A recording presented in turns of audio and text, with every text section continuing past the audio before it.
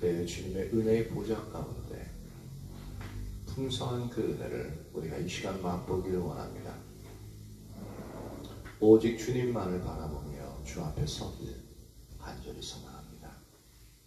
하나님, 우리에게 주의 은혜를 부어주십시오. 성령님, 이 시간에 임하시고 우리를 주께로 인도하여 주시옵소서.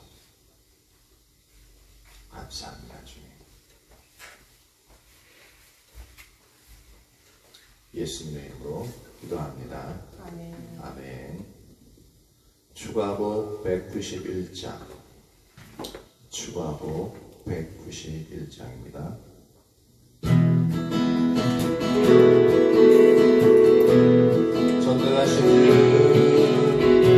전능하신 주 놀라운 사랑 자연 사방을 부르짖으셨네. 영광의 주님 만왕의 왕 예수 모든 분들이 주님을 위하여 모든 분들이 주 경배해. 영광의 주님 만왕의 왕 예수 놀라우신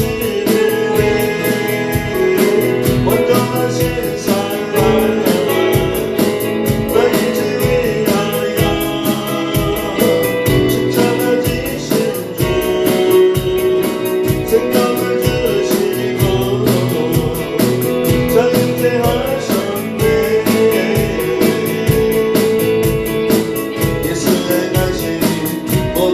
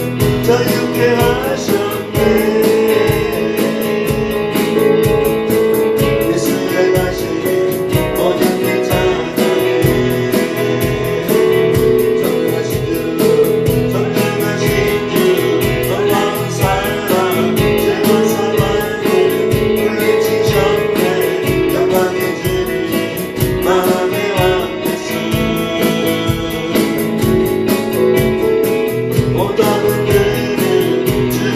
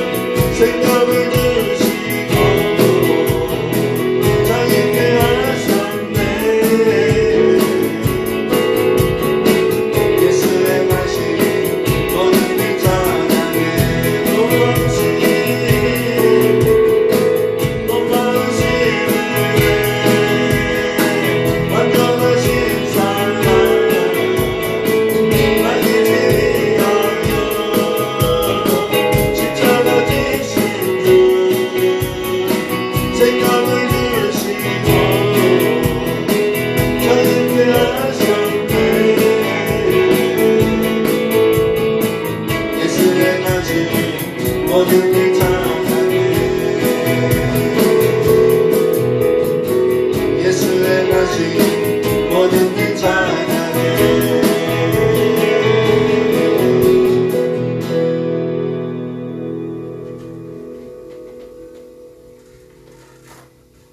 163장 추가곡 163장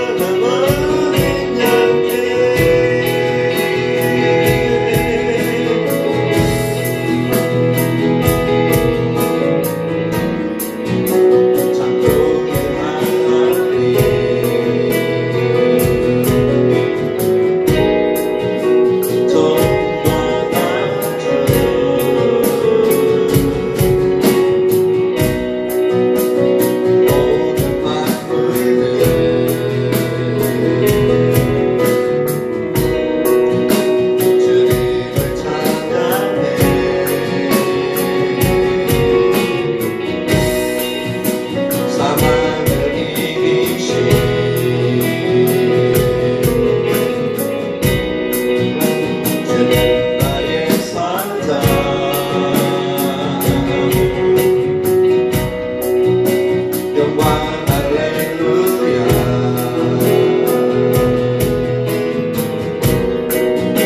주 다스리시네.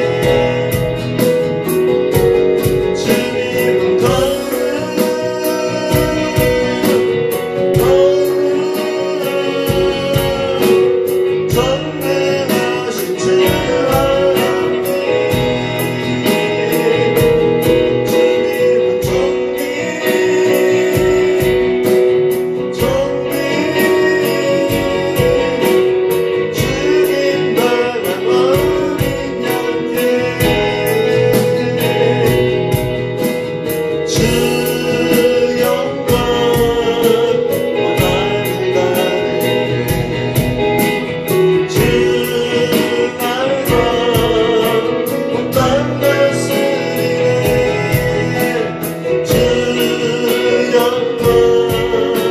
원하는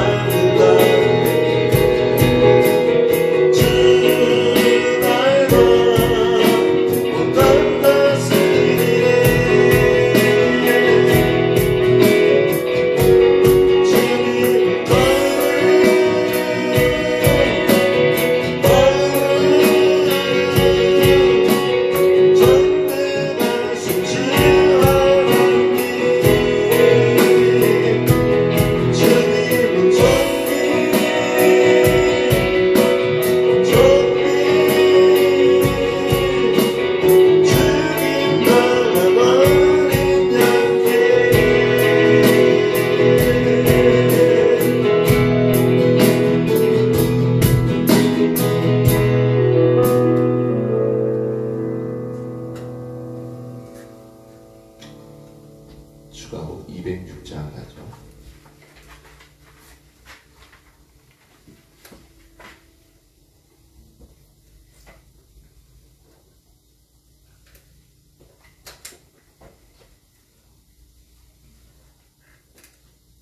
추가곡 206장.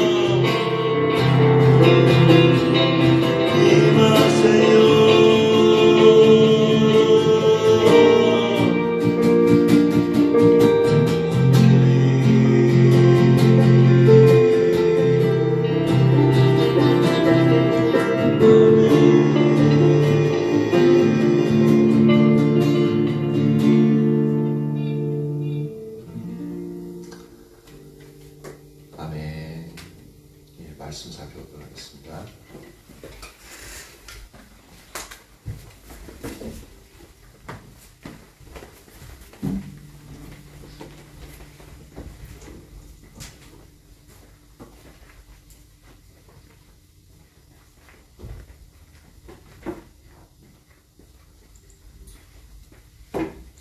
마태복음 27장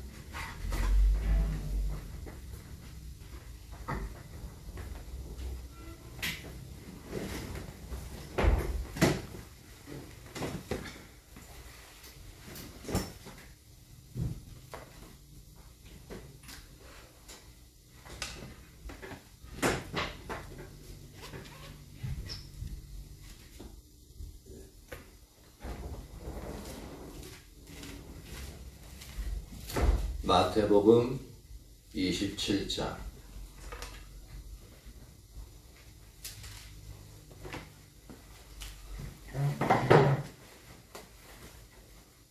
27장 45절부터 56절까지 45절부터 56절까지 마태복음 27장 45절에서 56절 교독하도록 하겠습니다. 제6시로부터 온 땅에 어둠이 임하여 제9시까지 계속되더니 제9시쯤에 예수께서 크게 소리질러 이르시되 엘리 엘리나 사박다니 하시니 이는 곧 나의 하나님 어찌하여 나를 버리셨나이까 하는 뜻이다. 거기서 섰던 자 중 어떤 이들이 듣고 이르되 이 사람이 엘리야를 부른다 하고 그 중에 한 사람이 곧 달려가서 해면을 가져다가 신 포도주에 적시어 갈대에 깨어 마시게 하거늘 그 남은 사람들이 이르되 가만두라 엘리야가 와서 그를 구원하나 보자 하더라. 예수께서 다시 크게 소리 지르시고 영원히 떠나십니다.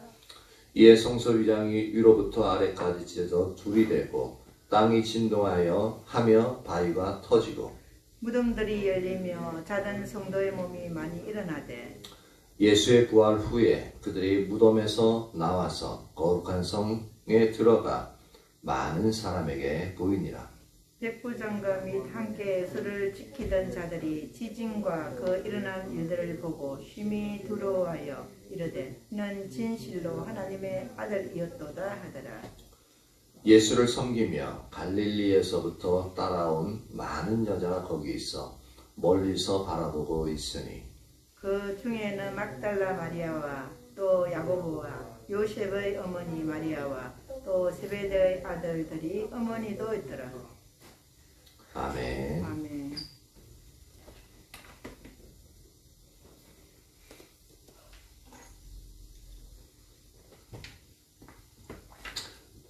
오늘 오전에는 예수님이 사망에서 부활하셔가지고 행하신 일들을 살펴봤는데 지금 저녁엔 다시 돌아가셨어요.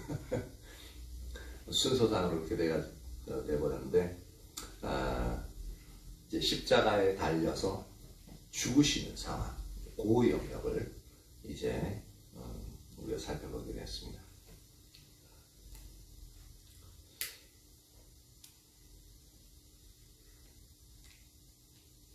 실제로 믿음의 눈으로 보지 않고 이 성경이 하나님이 우리에게 말씀하신 진리다. 즉 진리라는 것은 법칙이에요. 법칙이고 이 진리는 영원히 변하지 않는 그리고 거짓이 아닌 진실이며 또한 법칙인 이게 진리인데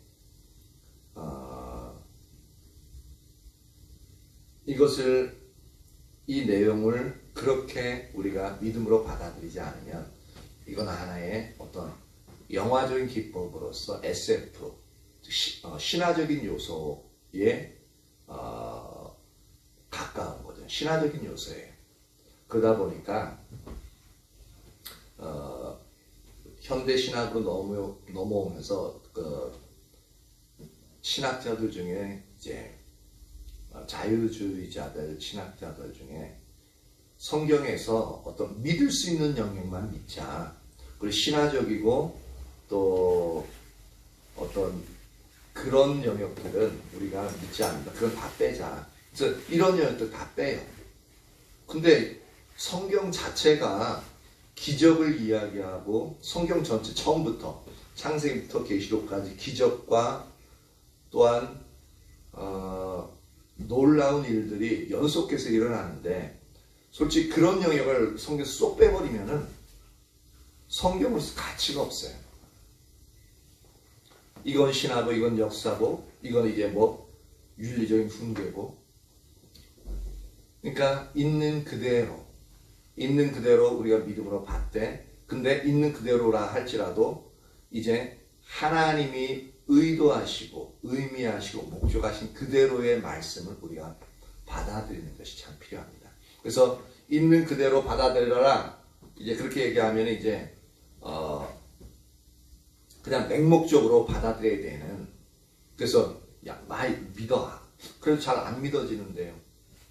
믿어. 무조건 믿어. 그래서 맹목적으로 이제 얘기를 하는데 근데 성경은 항상 이제 맹목적으로 믿으라고는 하지 않고 있습니다. 왜냐하면 하나님이 우리에게 기본적으로 이성, 합리적인 이성을 주셨기 때문에. 그래서 생각해보고 연구해보고 또한 그러면서 고민하면서 하나님께 매달리고 그러면서 이제 우리의 합리적인 이성을 넘어 영적인 하나님을 전제로 한 그 합리적인 이성까지 이르러 믿음을 가지면서 과학적인 사고체계를 가지고 이제 이렇게 성경의 말씀에 접근하게 되어지는 그래서 믿음으로 나아가는 그러한 자리까지 나아가야 되는데요. 오늘도 그냥 보면은 잘 믿어지지 않고 또 그냥 흘려보낼 수 있는 그런 영역들이 많이 있습니다. 45절부터 볼게요. 제6시로부터 온 땅에 어둠이 임하여 제9시까지 계속되더니 이 당시에 유대의 시간 계산법은 현재 우리 태양력에 의한 이 시간 계산법하고 차이가 있습니다. 이 당시 시간 계산법을 지금 현재로 고치면은 이 유대인의 시간법에다가 6시간을 더하면 됩니다. 플러스 6. 그러니까 6을 더하면 어떻게 돼요? 제9시면 어떻게 되어지죠? 제6시면은 몇 시가 되는 거예요? 3시. 아니, 6시. 6시. 9를 더하면은 15. 6시간 더하다. 12시. 그렇죠. 정오가 되시죠. 그죠? 그러니까 정오에서부터 정오 12시부터 몇 시까지? 15시. 그렇죠. 15시. 오후 3시. 9시부터, 아니. 12시부터 3시. 오후 3시까지 뭐가 임했다고? 어둠이 임했다. 암흑. 새카만. 그러니까 태양이 빛을 잃어버린 거예요. 우리 오전에 이제 182장 부를 때, 축구학교 182장 부를 때 태양도 빛을 잃고 라는 표현을 쓰지 않겠죠?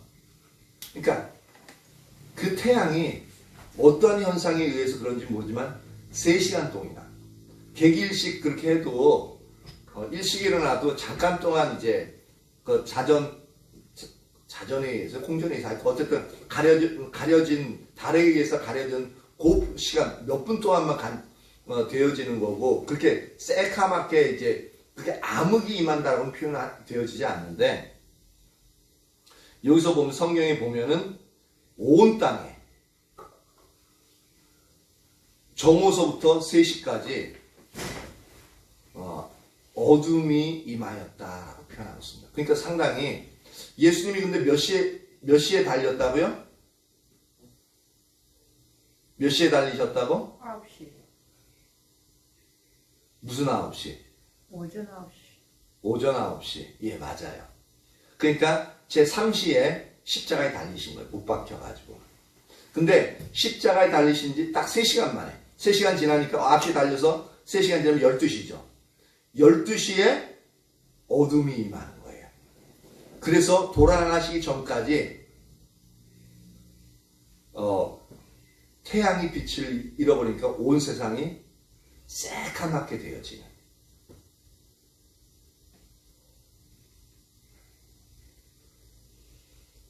그래서 이런 부분, 이렇게 성경이 기술하고 있는데, 그렇게 계속 이제 되더니, 그러니까 상당히 어떤 주위에 두려움이 임할 수 있어요. 옛날 사람들은 어떤 계기월식이나 계기일식이나 월식 그런 부분만 하더라도 그런 영역들, 별들의 행성의 움직임이나 그러니까 그런 영역들만 하더라도 어떤 징조로 삼고 두려움을 느끼는 그런 상황이었는데, 이때는 3시간 동안, 무려 3시간 동안 그렇게 어둠이 임하게끔 되어져요. 그러니까 상당히 예수님이 십자가에 달려서 사망 중에 죽음 가운데 있는 그 영역들을 이 자연현상을 통해서 상당히 그렇게 슬퍼하는 그러한 영역들로서 이제 우리가 볼 수 있을 것 같아요. 그런데 이 부분을 이제 보다 보면은 우리가 한 가지 이제 연관점이 있는, 구약에 있어서 어떤 한 사건이 일어나기 전에 이제 일어났던 부분하고 동일한 것이 아니라 비슷한 영역이 있는 부분을 우리가 알 수 있습니다. 어떤 거냐면은 출애굽기 10장 21절로 넘어가 봅니다. 출애굽기 10장 21절.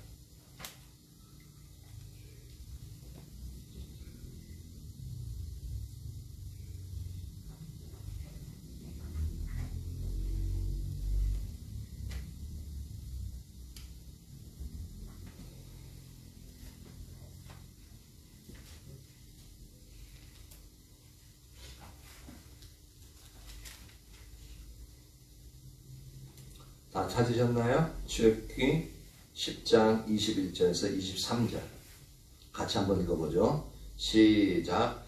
여호와께서 모세에게 이르시되 하늘을 향하여 내 손을 내밀어 애굽 땅 위에 흑암이 있게 하라. 곧 더듬을 만한 흑암이니라. 모세가 하늘을 향하여 손을 내밀매 캄캄한 흑암이 3일 동안 애굽 온 땅에 있어서 그동안은 사람들이 서로 볼 수 없으며 자기 처소에서 일어나는 자가 없으되 온 이스라엘 자손들이 거주하는 곳에는 빛이 있었더라. 여기 또 재미있는 현상이 나타나는데, 그러니까 이게 애굽에서 10가지 재앙이 일어났었는데 그 중에 9번째 일어난 재앙입니다. 그리고 그 다음 재앙이 뭐냐면 장자를 죽이시는 재앙인데 그 시기가 뭐냐면 바로 6월절이에요. 6월절. 보세요. 예수님이 십자가에 달려 죽으시는 그 시간도 바로 6월절이 시작되기 바로 전에 일어난 일이에요. 맞죠? 그런데 그 시간이 제6시에서 9시까지 정오에서부터 오후 3시까지 딱 3시간 동안 어둠이 임했다라고 표현하고 있어요. 근데 여기서 9번째 재앙인 이 6월절 바로 전에 재앙이 있었던 암흑 재앙이 3일 동안 일어났대요. 묘하게 일치되어지는 부분이죠. 여기는 3일. 예수님이 십자가에 달렸을 때는 3시간. 그러니까 이게 성경이 이 자연현상까지 이제 해가지고 실제로 6월절에 어린 양이 죽는 것은 예수님이 십자가에 달려 죽으신 것을 상징해요. 그래서 구원함을 얻는데 실제로 예수님이 십자가상에 달리시니까 달리실 때 이제 6월절 전에 있었던 3일 동안의 암흑의 현상이 예수님 십자가에 달린 그 순간 3시간 동안 어둠이 임하는. 근데 이것도 하나하나가 하나님께서 그냥 있었던 영역이 아니라 이 암흑에 대한 재앙조차도 예수님이 임하셔서 십자가에 못 박히시고 그때 어떠한 현상들이 일어날 것에 대한 예표로서 두 가지 같이 사용하시는 거예요. 애굽을 심판하시면서 동시에 이제 유월절이 있을 그 영역에 있어서 이것을 예수님이 실제로 오셔서 성취하시는 영역에서 동일하게 보여주신 구약의 예언이 이제 신약의 예수님에 의해서 성취되어지는 부분을 보여주는 겁니다. 상당히 신비한 거예요. 그렇죠? 어떻게 보면은 이제 하나님이 구약에 있어서 예언되어져 있던 부분들을 예언하신 미리 수천 년 전에 예언하신 부분이 신약에 와서 예수님에 의해서 성취되어지는, 그래야면서 하나님의 약속은 변함이 없는 때가 되면 하나님의 때가 되면 모든 하나님의 언약이 성취되어짐을 분명하게 보이시는 거죠. 그러니까 이런 부분들을 보면 더욱 하나님을 신뢰할 수밖에 없는, 그리고 믿음의 눈으로 볼 수밖에 없는 그러한 영역들이 생겨집니다. 왜냐하면 이것이 수천 년 전에 일어났던 일이 이제 예수님 십자가에 달리실 때 일어나는 그 부분들을 이제 보면서 이제 하나님의 정확하심, 역사적으로 이제 일어났던 일들 보면서 하나님의 정확하심 또한 하나님의 놀라우심들을 우리가 경험함으로 말미암아 성경의 역사들 대조해 보면서 경험함으로 말미암아 진짜 하나님은 살아계시다. 한번 말씀하시면 그 말씀이 하나님의 때에 하나님의 방법으로 반드시 이루어진다는 것을 우리가 이제 볼 수 있게끔 되어지는 거죠. 이게 바로 하나님을 전제로 한 믿음, 합리적인 이성을 가지고 성경을 바라보는 것입니다. 우리 과학적인 근거만 가지고 하나님이 배제되어진 과학 말고요. 하나님이 배제된 과학이 아닌 하나님을 전제로 한 과학, 하나님을 전제로 한 이성을 가지고 볼 때 놀랍게 하나님은 살아계시고 또한 역사하시는 분이라는 것을 우리가 알 수 있게끔 되어지는 거죠.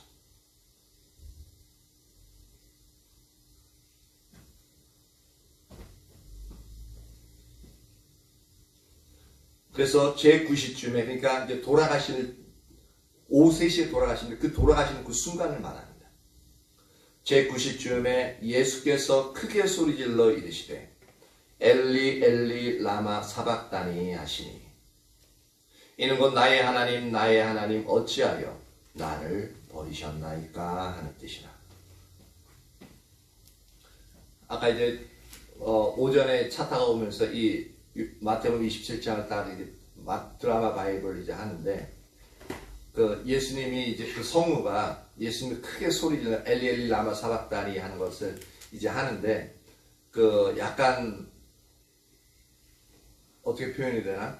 그분은 이제 진심으로 이제 그 상황을 생각하면서 예수님이 이렇게 하셨을 것이다라고 생각하면서 엘리 엘리 라마 사박다니 하면서 이제 그 간절하게 외치는 부분을 이제 들을 수 있었는데 우리 아이들은 듣고서 뭐야 진짜 저랬어 아빠? 그렇게 이제 물어보는데 나도 알 수 없어서 몰라.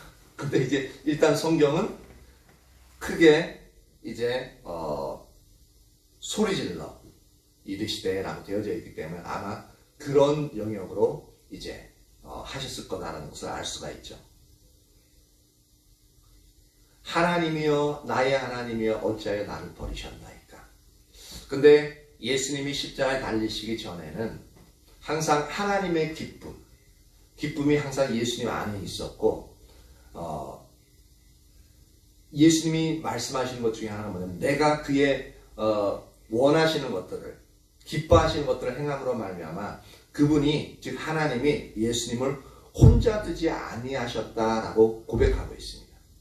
근데 이때는 예수님이 그냥 지나가면서 하는 말이 아니라 지금 현재 십자가에 달려서 죽게 되어진 그 상황에서는 그 하나님이 느껴지지 않는 거예요. 하나님이 그러니까 버리셨다는 표현을 보면은 하나님이 예수님부터 떠나가셨다는 얘기예요. 떠나가셨고 그 마음속에 있던 하나님이 떠나가시니까 그 마음속에 있던 하나님이 주시는 그 기쁨이 완전히 사라지게끔 되어진 거죠. 예수님 십자가 못 박히기 전까지 이제 막 채찍에 맞고 이제 그 대제사장들이나 이제 여러 이제 조롱에 있을 때 그때도 당당해요. 그때도 여전히 하나님께서 함께 계시고 그 속에 주님이 하나님이 주시는 평안함이 그 속에 여전히 있었어요. 그러니까 두려워하지 않아요. 담대하게 당당하게 그 일들을 감내하십니다. 근데 십자가에 달리시고 십자가에 달렸다는 것은 성경에 보면은 나무에 달리는 자마다 저주를 받은 자니라는 표현을 쓰고 있습니다. 그러니까 저주받은 자와 하나님은 함께 하실 수 없습니다. 함께 하시지 않습니다. 죄인과 하나님은 함께 하시지 않아요. 죄와 하나님의 거룩함은 공존하지 않습니다. 예수님이 십자가에 달리시는 순간 우리의 모든 죄, 인류의 모든 죄를 지고 성경에 지고라는 표현도 쓰지만 성경에 보면 다른 표현은 뭐냐면 죄가 되게 하셨다는 표현을 쓰셔요. 예수님 그분 자신이 죄를 짓지 아니하셨음에도 불구하고 죄 그 자체로 보신다는 얘기입니다. 그러니까 예수님이 십자가에 못 박혀 딱 달리시는 그 순간 죄 그 자체이신 예수님과 하나님은 이제 멀어질 수밖에 없는 겁니다. 그러니까 그 순간 평안과 기쁨도 다 사라지고 오로지 고통만이 남는 거예요. 인간적인 고통, 두려움, 말할 수 없는 신체적으로 또는 정신적인 고통만 남는 겁니다. 근데 그걸 6시간 동안 크게 다른 어떤 소리도 하지 않고 그렇게 예수님 매달려 계신 거예요. 근데 나중에 돌아가실 때쯤 되어져가지고 오후 3시쯤 되어 그것이 견디다 너무 힘든 거예요.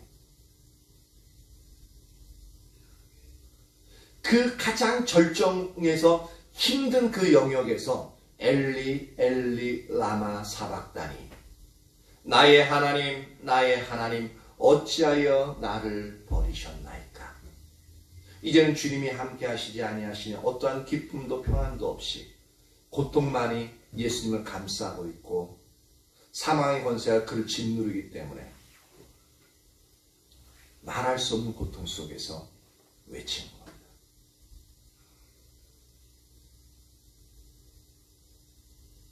의학적으로 보면 가슴이 쏠려 있어가지고 심장이 터질 것 같은 그 고통이 신체적으로 실제적으로 의사들이 증명하는데 그 고통이 몰려온다고 해요. 말할 수 없는 고통. 그러니까 심장에 엄청난 고통, 그 손과 발이 아픈 그 상태 속에서도 이 크게 소리 외쳤다는 이 부분이 상당히 힘들게 외쳤을 거예요. 왜냐면 심장이 터질 것 같은 그 고통이 있으니까. 어떤 사람이 잘 이해가 안 가요. 힘들게 큰 소리로 외쳤지만 힘들게 한마디 한마디 행하셨을 것 같아요. 바로 누구 때문에? 바로 저와 여러분, 앞으로 예수님 믿을 모든 인류들을 위해서 그 고통을 감당하시는 거예요. 예수님 너무 고통스러워가지고 나 이거 안 해! 하고 십자가에서 내려오려면 내려올 수 있다니까요. 왜? 그분은 하나님이시니까.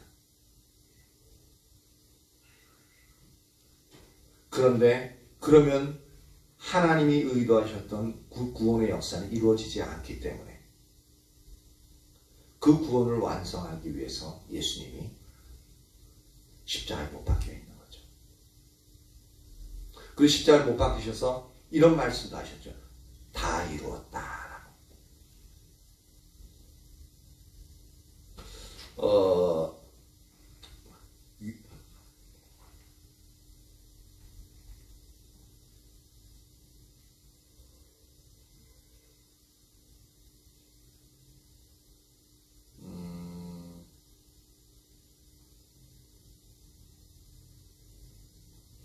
요한복음 19장 30절에 보면 예수께서 신포도주를 받으신 후에 이르시되 다 이루었다 하시고 머리를 숙이니 영혼이 떠나가시니라 라고 말하고 있습니다. 지금 우리 이제 마태복음 27장에 보면은 요 부분은 없죠. 요 부분은 없는데 어떻게 되어 있냐면은 엘리 엘리 라마 사박다니 하니까 어떻게 하고 있냐면 47절에 보니까 거기 섰던 자 중 어떤 이들이 듣고 이르되 이 사람이 엘리야를 부른다 하고 그 중에 한 사람이 곧 달려가서 해면을 가져다가 신포도주를 적시어 갈 때에 꿰어 마시게 하거늘 이라고 막 이렇게 적고 있어요. 근데 보십시오. 이렇게 이제 갈 때 꿰어 마시게 신포도주를 받으신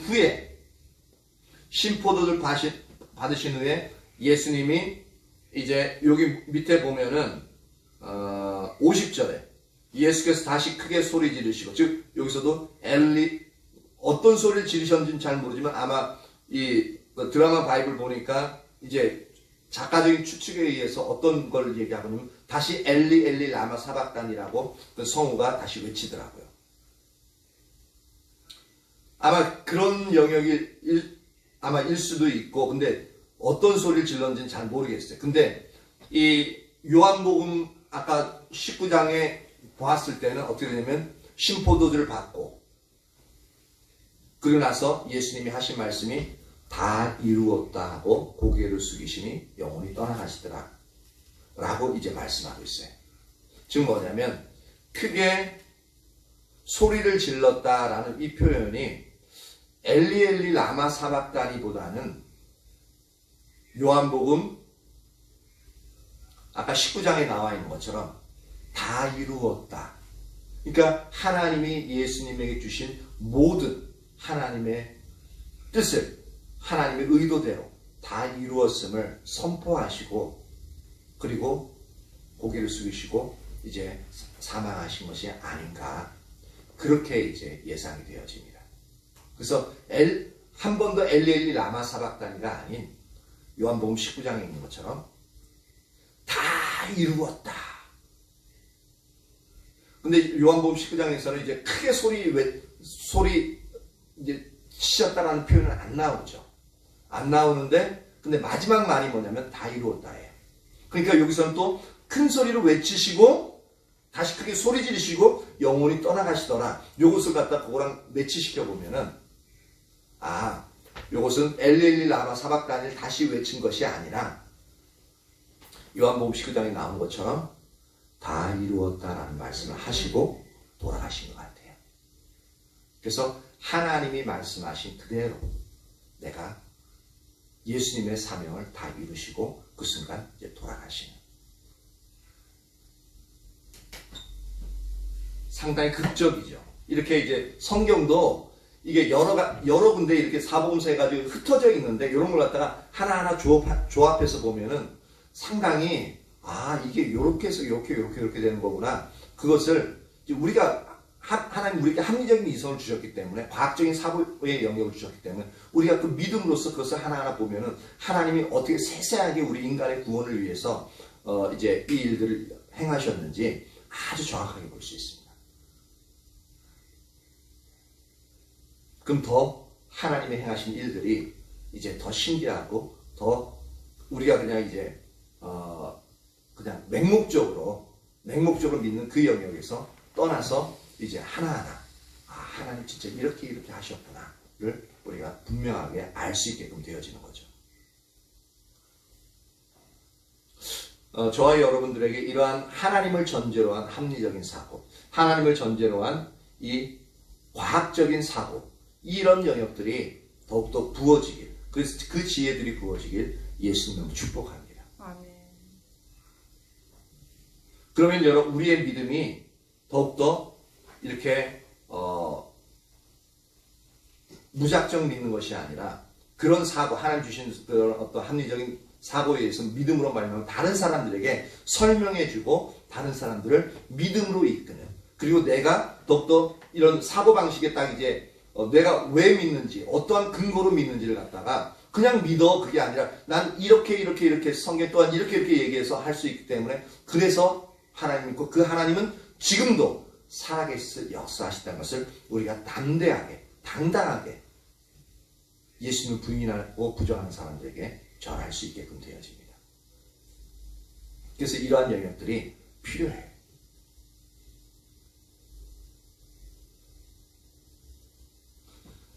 근데 여기 하나 보면은 이스라엘 사람, 유대인들은 상당히 예수님이 돌아가시는 그 순간까지 예수님을 조롱하는 것을 볼 수가 있습니다. 어느 정도냐면은 47절 한번 보세요. 예수님이 엘리 라마 사박다니 그러니까 거기서 47절 거기 섰던 자 중 어떤 이들이 듣고 이르되 이 사람이 엘리야를 부른다 하고 그 중에 한 사람이 곧 달려가서 해면을 가져다 신포도주에 적시어 갈 때 꿰어 마시게 하거든. 요게 이제 신포도주가 37절인가?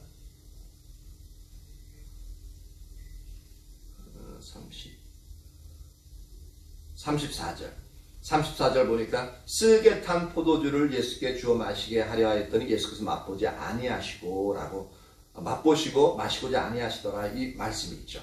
이 쓰게 탄 포도주가 이게 신포도주를 의미합니다. 그래서 이건 저번에도 살펴봤듯이 이거는 이제 고통을 경감시켜서 이제 그러니까 마지막 이제 고통을 느끼는 그 죄수를 좀 더 이제 고통스럽지 않게 만들어주는 마취제의 성분이 들어있다고 그랬죠. 그러니까 예수님이 고통 중에 그렇게 부르짖으니까 그 로마 군병 중에 하나 가가지고 그 신포도주, 쓸개 탄 포도주를 이제 이렇게 해용, 즉 해용은 뭐냐면 이제 스펀지 같은 거예요. 그래서 물에 적셔가지고 입에다 쭉 짜주는 거. 그렇게 이제 해주니까 49절에 보니까 뭐냐면 그 남은 사람들이 이르되 가만둬라, 건들지 마라, 가만둬라. 저 예수가 지금 엘리 즉 엘리야로 들리는 거예요. 엘리야를 부르고 있으니까 엘리야가 와서 그를 구해주는 거 한번 지켜보자. 건들지 마, 지켜보게. 끝까지 예수님이 고통 중에 있는 부분들을 조롱하고 있어요.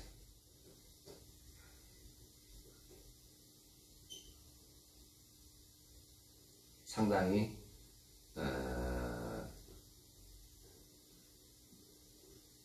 악한 그러한 우리 인간들의 모습을 볼 수가 있죠. 악해지면 그렇게까지 악해져요. 예수님은 바로 그 악한 자신들을 구원하러 오셨다. 50절에 그래서 다시 크게 소리 지르시고 영원히 떠나시니라 라고 말씀하고 있죠. 51절에 보면 위에 그러니까 예수님이 돌아가시자마자 어떤 일들이 일어났냐면 성소 즉 예루살렘 성전을 말합니다.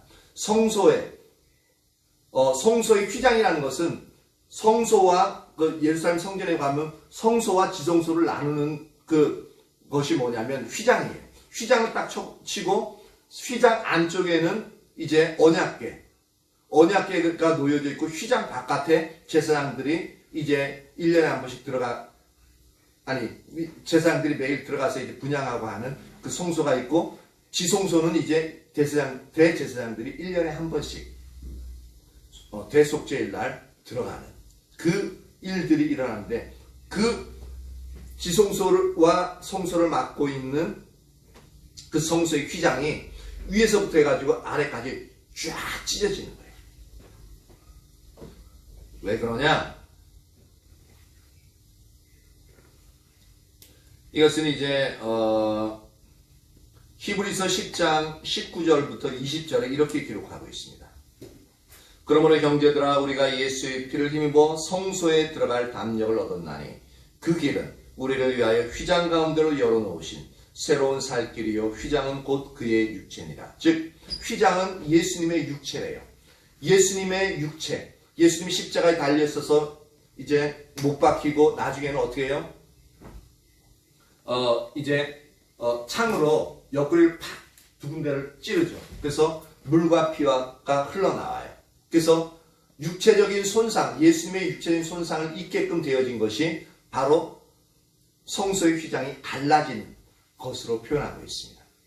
그래서 예수님이 육체적으로 그러니까 십자가에 달려 죽으심으로 말미암아, 직접 죽으심으로 말미암아 하나님의 영광으로 가려져 있던 지성소와 성소 사이에 있던 그 이제 휘장이 쫙 찢어짐으로 말미암아 이제 직접적으로 성소와 지성소의 구분 없이 곧장 하나님께 나갈 수 있는 통로가 열렸다는 거예요.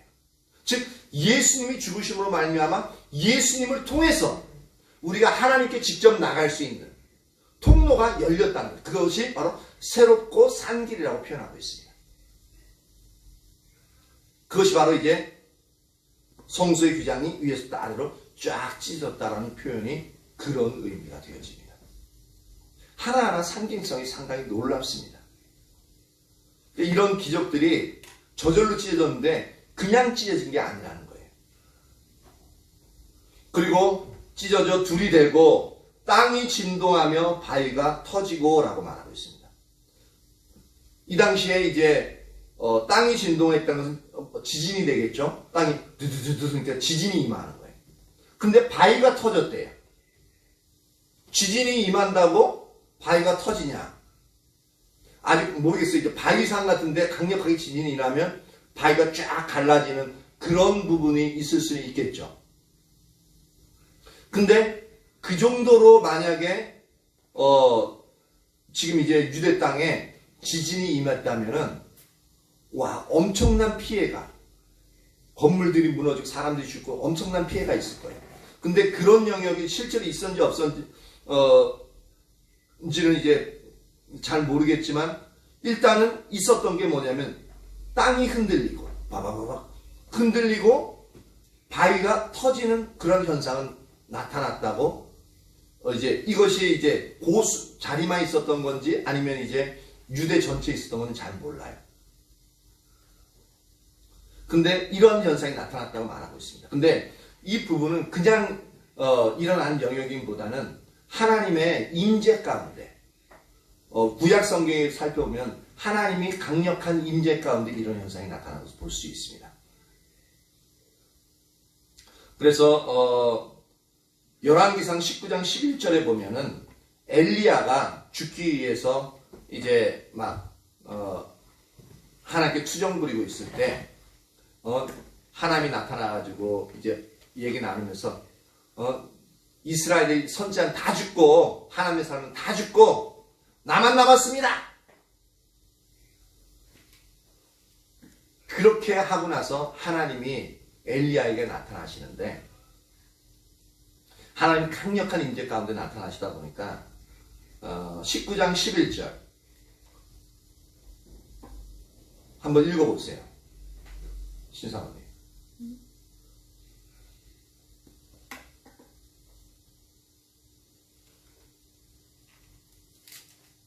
안 찾았어요? 19장 11절.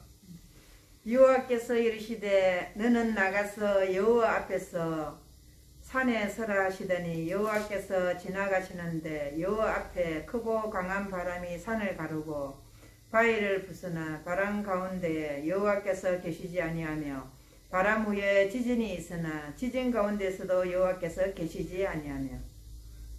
예, 보세요. 바람이 임하는데 산을 가르고 완전히 그냥 바람이 산을 깨버린대요.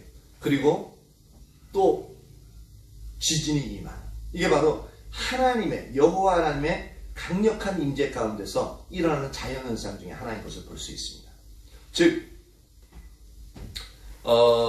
예수님이 돌아가심으로 말미암아 아까 얘기했죠. 새롭고 하나님께로 향하는 예수님을 통해서 하나님께 나갈 수 있는 새롭고 산 길이 열렸다. 그러니까 예수님이 죽으심으로 우리 인간의 죄악이 이제 해결되어진 통로가 열리다 보니까 예수님이 계신 그곳에 하나님의 강력한 임재가 임하시는 거예요.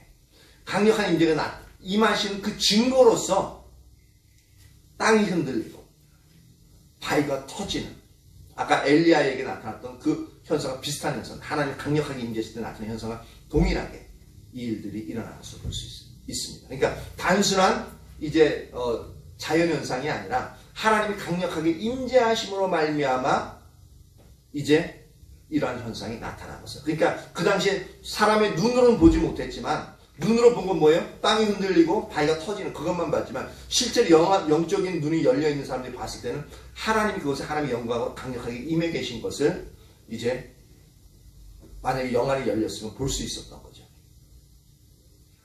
근데 이것은 예수님의 이제 생명이 흘러나가는 통로로서 이제 하나님 임재하신 거지만 또 하나는 뭐냐면 심판주로서의 하나님이 또한 임재하신 것과 동일합니다. 왜냐하면 예수님을 믿으면은 예수님을 통해서 하나님을 생명을 이제 우리가 누릴 수 있지만 하나님을 이제 임재하셨음에도 불구하고 예수님을 믿지 않으면 어떻게 돼요? 믿지 않으면 곧장 그 하나님 임재하신 하나님에 의해서 심판을 받게끔 되어집니다. 그래서 시편 18편 7절 한번 찾아보십시오. 시편 18편 7절.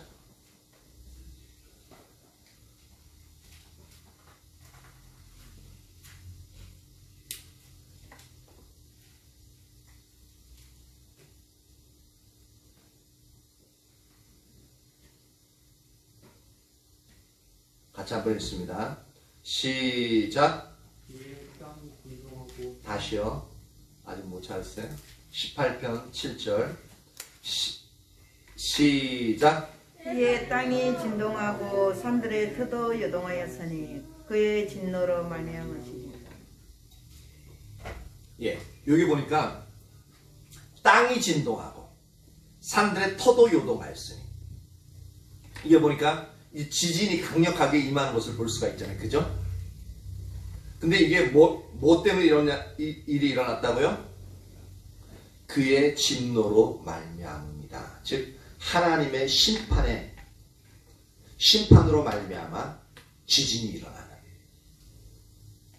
그러니까 마태복음 27장에서 나오는 땅이 흔들리고 바위가 터지는 현상은 하나님의 강력한 임재로 말미암아 예수님이 돌아가시고 나서 이제 새롭게 산길이 열리니까 하나님이 이제 직접 임재하실 수 있는 그 길들을 합리적으로 이제 열어놓으시니까 하나님 그곳에 임재하신 거예요. 강력하게 임재하셨는데 이 하나님의 임재하신 가운데 예수님을 믿는 자들에게는 하나님의 생명이 주어져서 놀라운 은혜의 자리로 축복의 자리로 나아가지만 하나님을 믿지 않는 자들은 동시에 그 하나님의 임재하심이 심판의 징조가 된다는 겁니다. 두 가지의 의미가 함께 나타나는 거예요. 그러니까 땅이 진동한 바위터 이게 그런 어떤 하나님의 영적인 의미들이 그런 부분에 숨겨져 있습니다. 그래서 52절 무덤들이 열리며 자던 성도의 몸이 많이 일어나되 예수의 부활 후에 그들이 무덤에서 나와서 거룩한 성에 들어가 많은 사람에게 보이니라 라고 말씀하고 있죠. 이것은 무덤이 열렸대. 무덤이 열리니까 아마도 이게 무덤이 열렸다는 표현은 뭐냐면 이제 이 당시의 무덤은 이제 바위에 굴을 파가지고 그 안에다가 시신을 넣고 그 다음에 이제 그 굴을 이제 돌을 통해서 막아놓거든요. 그런데 이제 지진이 일어났다 그랬죠. 그러니까 이걸 보면은 아까 땅이 진동했다라는 표현이 그 예수님이 돌아가신 골고다 언덕만 있었던 게 아니라 이스라엘 전체에 아마 이게 흔들림이 있었던 것 같아요. 그래서 그러니까 땅이 흔들리니까 어떻게 돼요? 무덤이 열리니까 이제 무덤을 막아놨던 돌들이 이제 넘어지거나 이제 굴러가 버린 거죠. 그러니까 무덤 입구가 보이는 거예요. 무덤이 열리고. 우리나라 같은 만약에 땅에다 이제 흙으로 이렇게 해놓은 것 같으면 어떻게 돼요? 무덤이 열렸다는 표현 같으면 우리나라 문화에서는 어떻게 돼요? 우리가 생각할 수 있는 것은 무덤이 쫙 갈라지는 그런 상태가 되는 거죠.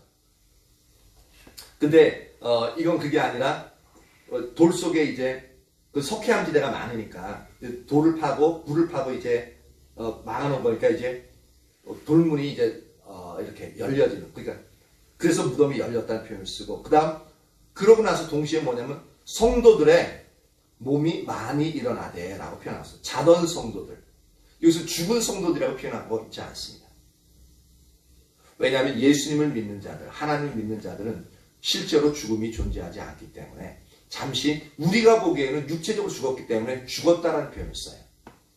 근데 하나님이 보시기에는 어차피 살아날 거거든요. 우리 가지고 있는 육체, 가장 좋은 육체를 가지고 살아날 거거든요. 그러니까 하나님이 보시기에는 성경의 관점으로는 잠시 누워 쉬는 거예요. 그래서 나사로가 죽었을 때 어떻게 예수님 말씀하셨어요? 나사로야 일어나라. 아니요. 그 전에 나사로가 잠들었도다 라고 표현합니다. 그쵸? 잠들었도다. 여기서도 보니까 그러니까 하나님의 관점은 우리 인간은 죽었다는 표현을 써요. 근데 하나님의 관점에서 다시 살아날 거기 때문에 잠들었다는 표현을 쓰는 거죠. 그래서 이미 많이 죽어가지고 이제 뼈만 남았던 이제 그런 시신들인데, 근데 그 자던 성도들이 어떻게 해요? 예수님이 십자가에 달려 죽으시는 그 순간 몸이 일어났대. 그러니까 뼈만 남았던 게 갑자기 살이 다 붙어가지고 살아나는 거예요. 오, 완전 괴기 영화를 보는 것 같죠.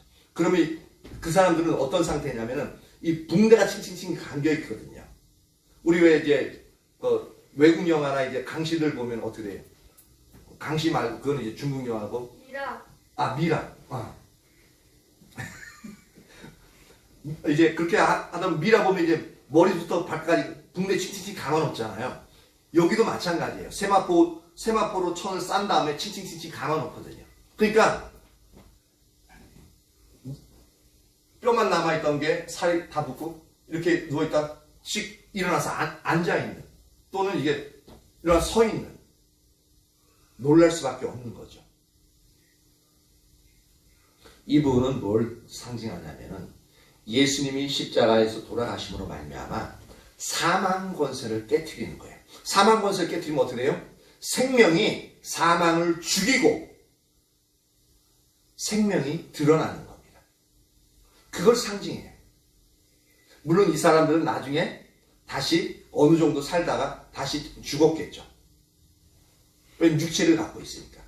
예수님처럼 그렇게 해가지고 영원히 살지는 않은 거예요.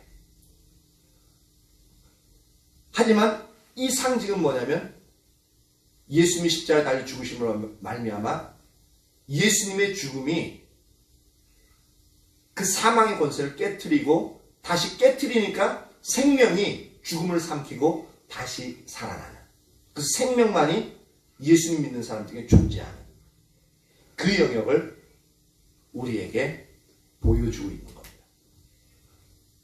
상당히 신비해요. 그쵸? 우리 은수 형제 신비하지 않아요? 신비해요. 그냥 우리가 그냥 읽었을 때는 이게 무슨 어떤 의미인지 모르겠을 때, 아, 이런 일이 그냥 있었구나 하시죠. 그냥 그렇게 넘어가잖아요. 그쵸? 근데 하나하나 살펴보니까 그런 의미들이 하나하나 다 숨겨져 있는 거예요. 그러면서 53절에 보니까 예수님이 부활하신 후에 그들이 무덤에서 나왔다. 즉 3일 동안은 그들이 일어나긴 일어났는데 그냥 무덤 속에 그냥 있는 거야. 어떻게 그냥 있었는지 잘 모르겠어요. 그때는 이제 일어나긴 일어났는데 생명이 돌아와서 숨쉬고 하긴 했는데 정신이 없는 건지 어떻게 된 건지 그건 사실은 모르겠지만 예수님이 부활하신 후에 비로소 무덤에서 나가서 많은 사람들에게 보여짐으로 말미암아 놀라운 일들이 일어났던 거죠. 그러니까 예수님이 십자가의 죽으심으로 말미암아 사망 권세가 깨어졌을 때 시신들이 다시 살아났고, 부활하신 후에 예수님이 다시 생명을 부활하신 후에 무덤에서 나가서 이제 이들도 이제 무덤에서 나가서 살아난 것들을 다른 사람에게 보여요. 상당히 문장 자체가 이렇게 잘 짜여져 있어요.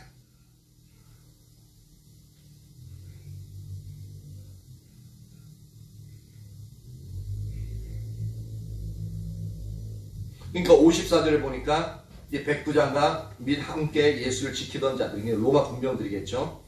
지진과 그 일어난 일들을 보고 심히 두려워하여. 좀 막 어둠도 3시간 동안 임했다가 예수님이 엘리 라마 사박다니 하고, 그 다음 나중에 큰 소리 지르면서 다 이루었다 라고 하고 딱 돌아가시자마자 땅이 바바바바바 흔들리고 무덤이, 아니 바위가 펑 터지고, 그 다음 어떻게 되어져요? 이제 막 그 주위에 무덤이 있었는지 없었는지 모르지만 막 무덤 그 돌뚜껑이 막 넘어지고, 이제 그런 일들이 나고 갑자기 3시간 동안만 어둠이 임해 있다고 그랬잖아요. 그러니까 죽으시는 순간 뭐냐면 햇볕이 다시 돌아오는 거예요. 그러니까 이게 엄청난 일들을 그 순간 동안에 겪게 되는 거예요.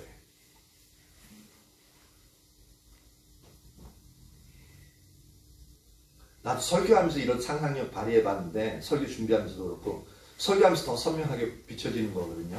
근데 되게 신기해요. 그냥 읽었을 때 이런 생각 왜 이랬지? 저렇게 한번 생각해보지 않았었기 때문에 그냥 이게 뭐지? 하고만 넘어갔었는데, 상당히 이런 영역들이 아주 선명해 보니까 더 신기한 것 같아요. 그게 이걸 보니까 백부장과 그 로마 군병들이 막 두려움에 떠는 거죠. 두려움 떠면서 그는 진짜 하나님의 아들이었다. 그렇게 그들의 입술로 고백하게 되어진 거죠.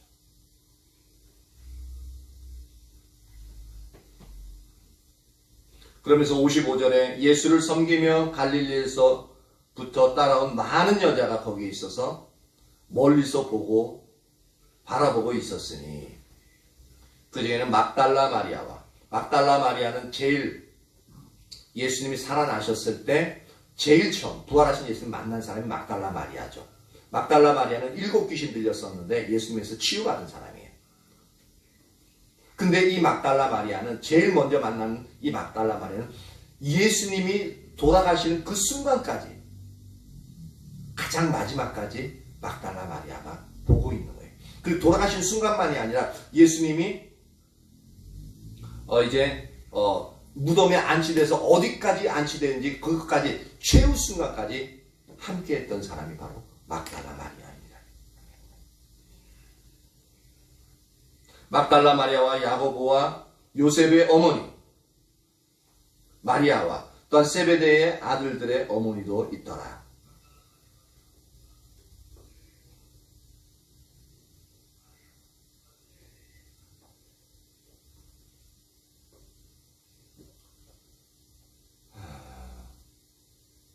야고보와 이제 세베대의 어머니라고 이제 표현하고 있는데, 요셉의 어머니, 야고보와 요셉의 어머니 마리아, 이 부분이 예수님의 어머니를 말씀하시는 건지 그건 이제 찾아봐야 될 것 같은데 아마 이제 그럴 것 같아요. 그래서 막달라 마리아가 3명이 있는 거예요. 그러니까 막달라 마리아, 야고보와 요셉의 어머니. 그러니까 예수님의 동생이 야고보도 있고 요셉이 있었나? 그건 잘 모르겠는데 한번 찾아봐야 될 것 같아요. 아마 야고보와 요셉의 어머니 마리아는 이게 아마도 이제 보니까 예수님의 어머니인 것 같고, 또 세베대의 아들들의 어머니, 즉 사도 요한과 야고보의 어머니도 같이, 그러니까 3 여자가 같이 있었던 거예요.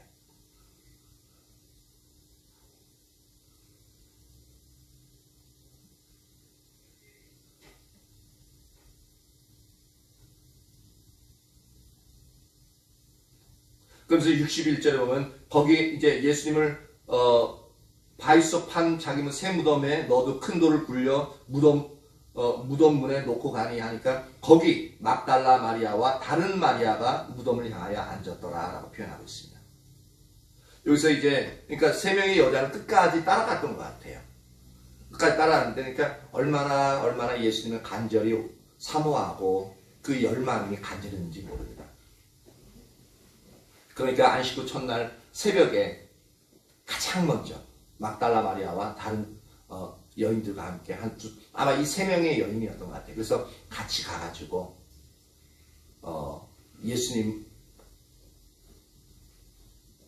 네, 무덤에 뭐 본인들이 어떻게 하려고 하는 할 수 있는 능력도 안 되는데 거기 가가지고 하염없이 예수님이 계신 그곳에 그냥 예수님과 함께 걷고 싶은 그런 상황 때문에 갔던 부분인 것 같아요. 어쨌든 우리가 살펴봤는데 이렇게 예수님이 십자가에 달려 죽으시면서까지 구약의 예언을 다 이루시고요.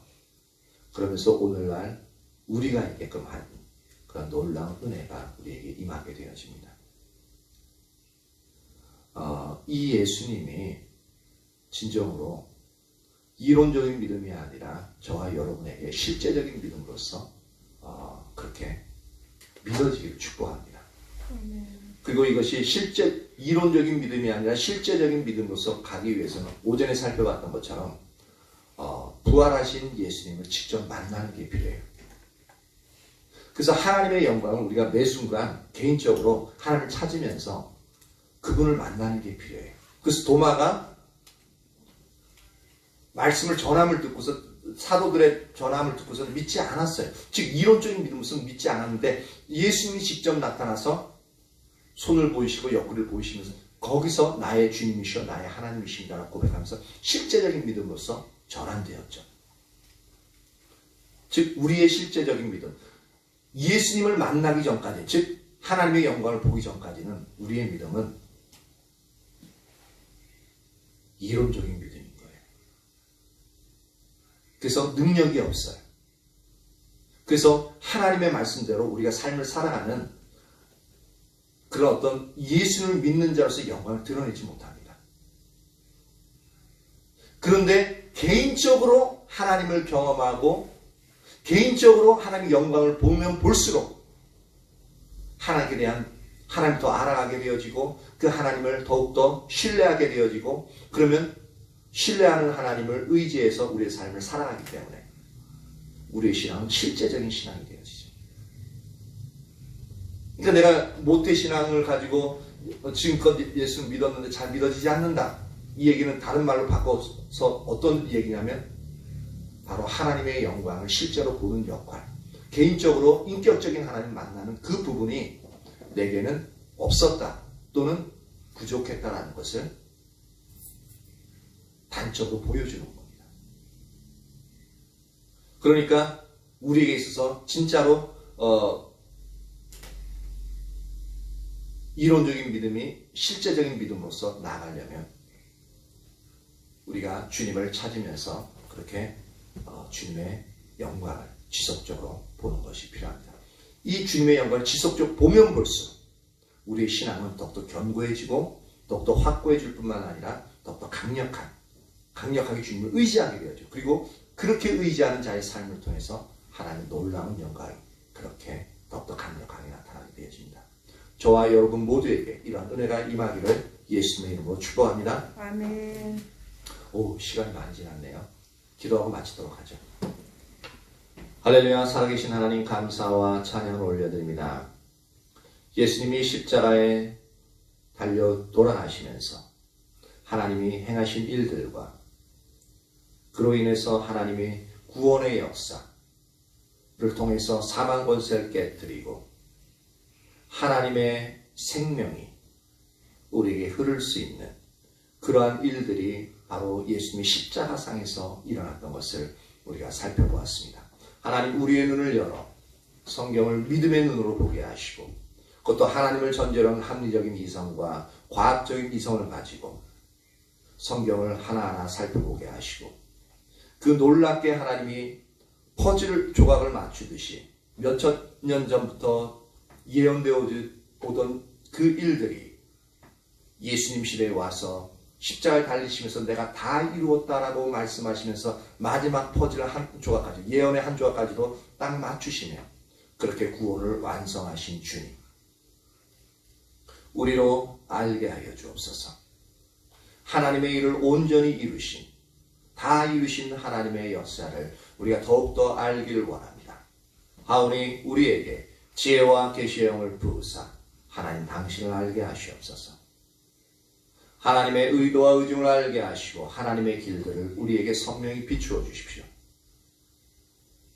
그리하여 우리가 하나님을 온전히 믿고 신뢰하며 우리의 삶 가운데서 주님만 따르는 자들 되게 하여 주옵소서.